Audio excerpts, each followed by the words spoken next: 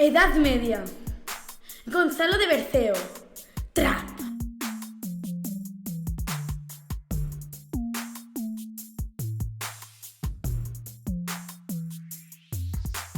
La bendita Virgen es estrella aclamada, estrella de los mares, guión deseada, es de los marineros en las cuitas guardada, que cuando esa venden es la nave guiada. Es clamada y es lo de los cielos, reina, tiempo de Jesucristo, estrella matutina, señora natural, piadosa vecina, de cuerpos y de almas, salud y medicina. Ella es dicha fuente, de aquí todos bebemos, ella nos dio el cebo, de aquí todos comemos. Ella es dicha puerto, aquí todos corremos, puertas por la cual entrada atendemos.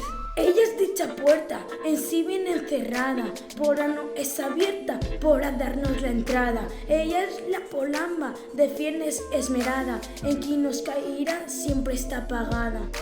Es dicha vid, es uva, almendra malgranada, que de granos de gracia está toda calcada. Oliva, cedro, bálsamo, palma bien ahumada, piértega en que sobo la serpiente alzada.